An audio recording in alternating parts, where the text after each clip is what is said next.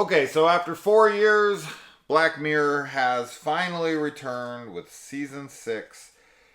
It's crazy how long these seasons take to get out, and you only get so many episodes, I right? know. They're usually between like 3 is the least, and I want to say 6 is the most we've ever gotten. Did we ever get 6? Yeah, we did. In season 4, we got 6.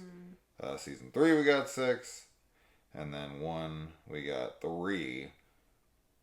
Yeah, so now we're back. Not back, but we're down to 5.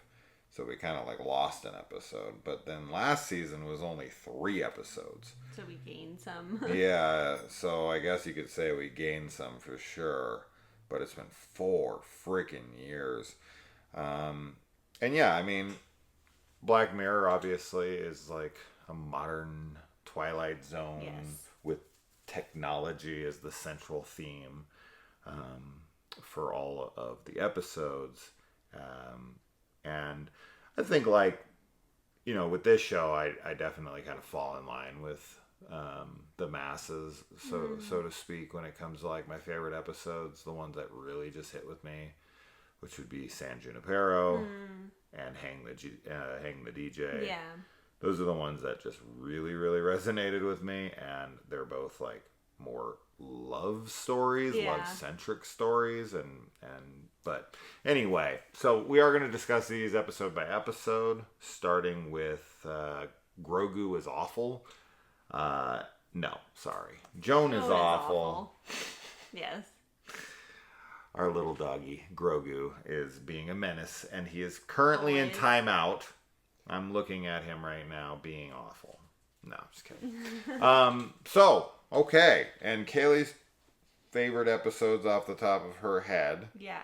Or Nosedive and Archangel. Yep.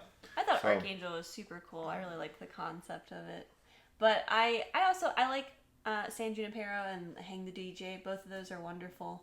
Yeah. I think there's probably very few episodes that I'm like not a big fan of, because honestly I think the show in general pretty much always lands with me. I mean, I would have to, I guess, look back and see which ones I'd like to rank them, but I'm really excited that there's a new season, so yeah.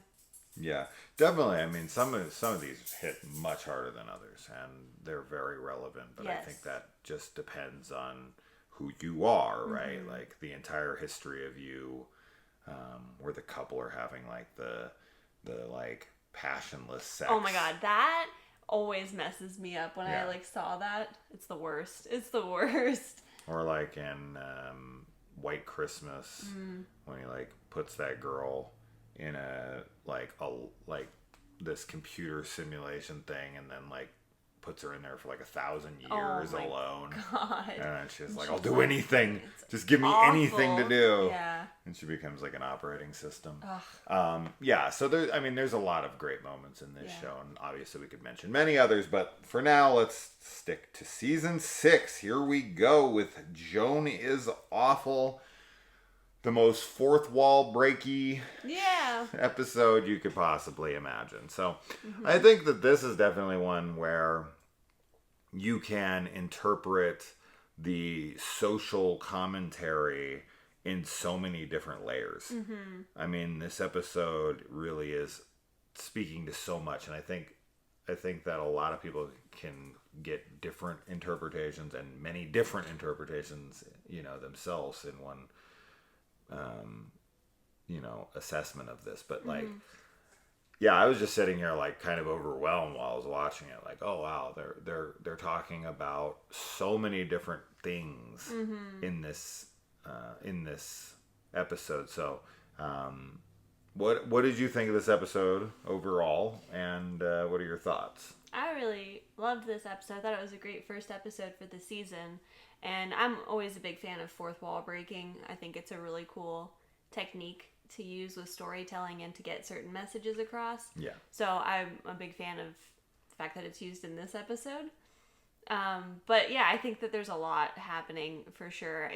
When we were watching it, it was reminding me of like the writer strike that's going on with AI generated content. Absolutely. And how that's a huge issue for, a lot of artists. And it's a weird like thing because on one hand, it's kind of amazing that we can have like a computer so smart to make AI generated content. Yeah. But, you know, it does obviously toe a line of like, is that what we should be using AI for necessarily? And this was cool. I thought it was a really cool episode, and it's definitely like, you know, there's a couple of these, the first two episodes I think really focus on like using your life as entertainment for somebody else. Yeah. Which I just think is interesting. Well, of course, I mean, that plays into, as I said, there's so many things to branch off of here and discuss. So that's why this episode is so not only thought-provoking, but, you know, conversation starting. You mean, you could talk about so many different aspects, but like specifically on that, like your life being entertainment for people, that's a bit of a knock, of course, at like reality television. Yeah, exactly. Right, but it's also a knock at stuff like, you know, the Jeffrey Dahmer series, or, you know, whatever dramatization that this new filmmaker is using, or company, corporation, whatever is exploiting for clicks, for money, for revenue, right? Using people's lives and exaggerating them. And that's another aspect that I really liked about this, is that like they're showing pretty much what happened, but they're making it worse. Right. Right? Like the Joan we see is like, she's kind of passive aggressive, kind of like a little bit of a coward. She's unhappy in her relationship and kind of indecisive. She fucks up by kissing her ex-boyfriend, but it's nothing like too crazy. You know, it's all just kind of like, it's not harmless exactly, but she's not a horrible person. No, she's just kind of like a normal person. We all have our issues. We've all done stupid things, you know, but there's nothing terrible about her. Right. She's just kind of unremarkable. She's just a normal person who does things. And so, but for television, of course, they want to spice this up, and they want to make her seem shittier. They want to make her seem like she full on made out with her boyfriend, or maybe even blew him at the table, like whatever. Like, of course, they got to exaggerate things. Now, God, it's hard to stay on track here, but bringing that up, since we're still on it for a second, I do wonder, because, and I didn't say it out loud, but it was something I had questioned, just because I figured with how many parts removed they were once they got to like, Selma Hayek was watching Cate Blanchett on the thing. I was wondering, like, are we going to be even one removed from that? I was like, is there going to be a computer simulation, right? Like, you know, and I thought that maybe like 20 minutes in. So when like the reveal comes that Joan is actually, you know, she's an actress, and that she's being AI generated as well. Yeah. And then you get this realization that Joan is doing these things. So what it makes me wonder is the Joan on the original, the source Joan, is what she's doing even less lame, right? And then every like layer it gets more exaggerated, gets more ridiculous, right? Like, is the Cate Blanchett story insanely, she's super awful, right? And so the source Jane, maybe she just met up with her ex, and he tried to kiss her, and she said like no, right? Of course. So it makes me wonder how more exaggerated it gets per layer. Yeah, I actually didn't see the twist, I guess, coming. Like, I just wasn't thinking about it, but obviously, like, you know, now it makes sense that would be the case. I think each layer gets more extreme, so I'm sure that whatever the source, you know, whatever she was doing, whatever Joan was doing is probably, like, super minimal, like, not really that bad, but just gets, like, blown out of proportion. You know, I think it's interesting because it's like the lady at Streamberry whoever the, like the main CEO lady or whatever is like, we tried to do like a positive message, but like people didn't respond to it, so 100%. We had to do the negative, and that sucks because that's definitely the case with humans. It's like when you can get like 1,000 compliments a day about something, but then one person like critiques, whatever, and that's all you think about is just So that's definitely a part of human nature that's like easily exploitable. Feed off of negative energy. Yeah. But I really like the ending. I like that it's like Michael Cera's there trying to be like, we're like, it's fictional worlds and all this stuff, and the idea that if like the quantum computer gets destroyed, then they all die. Yeah, I thought that was really neat. Well, and I also like that, she says like, I don't have any control over this. Yeah, sure. Right? Like, you're telling me not to do it, but the Joan on the outside, the source Joan, she's doing it. Yeah. And I'm replicating it. Right. So, I don't want to do this, but I don't have a say in it. Yeah. Right? And, we've talked about this. You and I have talked about this. Like, this is something that bothers both of us and plagues our minds to certain degrees about AI, being self-aware, having emotion, feeling stuff. I know to some people that's just, blasphemy and just ridiculous. But I'm not so sure. No, I'm not sure. I don't know what my emotions are, right? I know that my brain sends signals to my body that make me feel depressed or happy, sad, in love, excited, whatever. But that's just... And so can a computer simulate, like a computer program? I mean, that's what our brain is. It's right. It's a processor, right? Is it possible for a computer to have emotions? And if so, this AI generated Joan, even if it's, some algorithm and whatever, that person seemed like they had emotion. And everyone there felt like they were afraid. Right. Were they actually afraid? And did Joan, like... But that's the thing, right? Should she end the program? I get why she would. But they didn't ask to be created. And so now this Joan has to die and no longer exist. But who is to say that she's not real? Well, I was just going to say, like, it doesn't really matter where your emotions come from, because if you're an AI program that's simulating, like, pretty much perfectly a real-life human, like, and you're, like, have all those emotions, then for all intents and purposes, like, you have emotions, and those AI programs have feelings. So there's going to be people that are like, it's just mimicking those things. Yeah, but those people are fucking wrong. They might be, they might not be. I don't know. I don't know what makes me me, and I don't know what separates me from machine. I know a lot of people would say the soul. I'm not religious, so I wouldn't say it's the soul. I would say that, I don't know, you're right. I guess we don't know. But to me, it makes sense that, like, even if because we do it, like, where we have emotional responses to films, to movies and to TV shows and to books and, like, things that aren't real, but we're having a real emotional reaction to them. Yeah. Those are real emotions. And I think it's a similar situation where if you had an AI that was, like,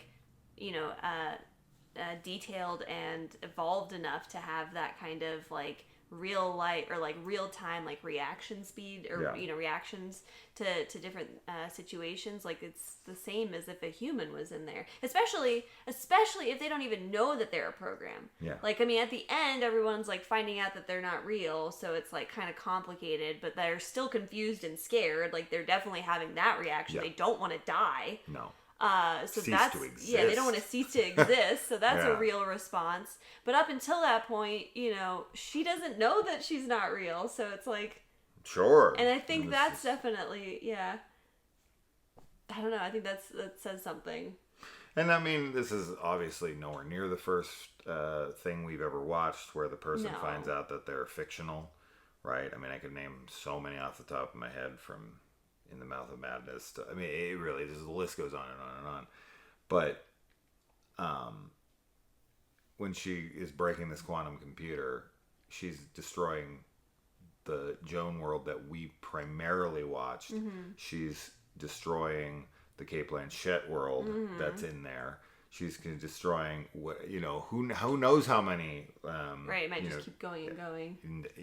Infinitely. I don't know. So how many universes did she kill there? Was that like the multiverse? And they were creating one for like every user, which seems so ludicrous to me. I mean, like, so obviously the whole point of like Streamberry and all that is to get as many clicks as possible. And it's like, if you just did that with everyone's life, even if like a couple of them became like, like popular. Yeah.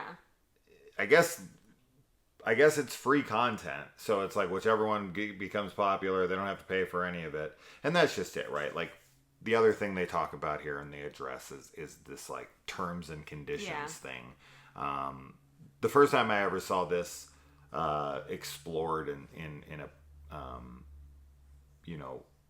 more of a parody kind of way was in South Park with Human Centipad when they accept the terms and conditions to like a iTunes update or whatever, and that like in that clause is like you have now agreed to be part of like a human centipede. Yeah. But yeah, I mean, nobody reads that shit. I mean, maybe like some super paranoid freaking lunatic would actually sit there and read every like user agreement update on every iOS update or every, everything.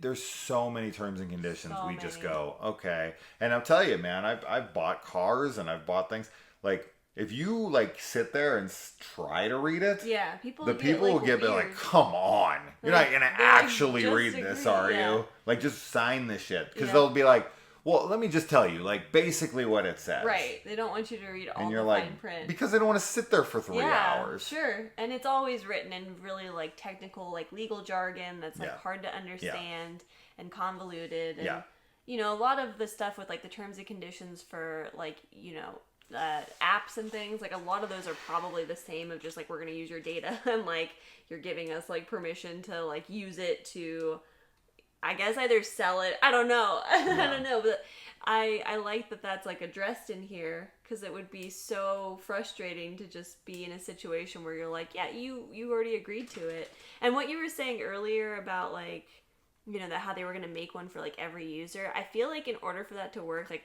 what I imagined at least was that like you would get shown, like I would like on people my Netflix, like Jason is awful, or like what, like the people that in your like vicinity that you work with and like whatever, instead of just like everybody on the planet, because that would be extreme. But I feel like once it's out there, if everybody who has Streamberry has one and you watch it, like not only are you going to cancel your subscription, right, you're like, no, I'm out, but also in addition to that, everyone who watches that and is in on it is going to find out like this is bullshit. And the people who were part of this know it's bullshit, because they were there. Like her gay coworker or whatever. Yeah, he's like, why are they making like, why am I? Man on the planet? Now he was one of the gayest men on the planet, from what I saw. But it's like his conversation with her is not the same. Right. And they're making her way more bitchy, and she just does not care when she fires that girl and all that stuff. And it's like that's not what happened at all. She cared so much. And they made it look like she like purposely threw her e-cigarette down on her and stuff when she accidentally like went to flick it like a real cigarette and it like fell out of her hand. But anyway, so all of that, and in addition to that, of course, we're dealing with likeness rights. And I had talked about this.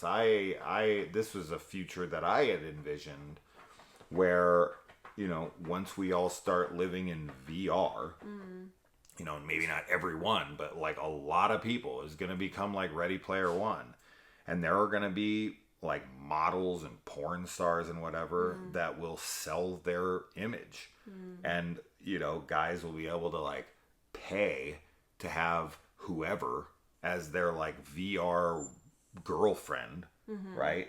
Because as I said, when I've talked about this in the past, like, people are like, oh, I don't know, man, it just sounds too far-fetched and this and that.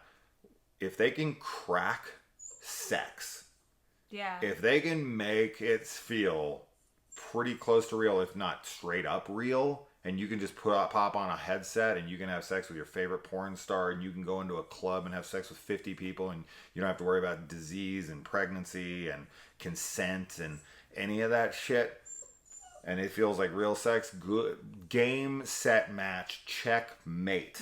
That shit is over. So many people will disappear into that. Yeah. Right? You will have such people lining up. But putting all that aside, you know, when we watch like Rogue One, you know, and they're bringing Peter Cushing back from the dead. Sure. Right? To do this. Or you know, Princess Leia. Right. At the end of it as well, right? They're using their likenesses. And Peter Cushing's been dead for years. I mean, decades. Right, so I doubt he like consented. He definitely did not consent because that wasn't even conceived of by the time he died. So like the estate maybe did. You know, this is going to be something that artists, that actors, that people are going to have to start thinking about in the future when it comes to their likeness. Like, are you going to sign off on like, hey, I want to make Die Hard 5, we're going to use Bruce Willis's image. Right. You know, now he can't act anymore because he had that recent diagnosis and he's retired from acting, and they're like, well, we want to make it. You know, maybe they're not there yet, but they're getting there. Yeah. They're getting there. I mean, it's the strides they've made just in the last 5 years. Shit, in the last couple years. When you saw Luke Skywalker in Mandalorian season freaking 2, and then when you see him in Book of Boba Fett, it is just drastically different. Yeah. You know, they hired a specific other guy, the deepfake guy, whatever, but the technology drastically increased in a very short amount of time, and it's only going to get better. And in 10 years... you are going to be able to, I mean, look at Avatar: The Way of Water. Right? Like, the CGI that they have now is so insane. Yeah. And it's only going to get more insane. And there's going to be a time, I've said this before, where you're going to have actresses and actors that you love, that you have the hots for, you have a crush on or whatever, and they're going to be completely AI generated. You're like, oh my God, and they're going to be able to keep them young forever. They don't have to pay them. They can act anytime, anywhere, any day. You know, they can do any role. They don't have to worry about them dying. They don't have to worry about them quitting. They don't have to worry about any of this shit, right? So it is going to come down to that. It's going to come down to likeness rights. And then if people don't want to give up their likeness, they're just going to create actors out of thin air. Right. You know, and the next generations aren't going to give a shit. Yeah. Oh, yeah. I mean, by that point, it's like they don't know anything different.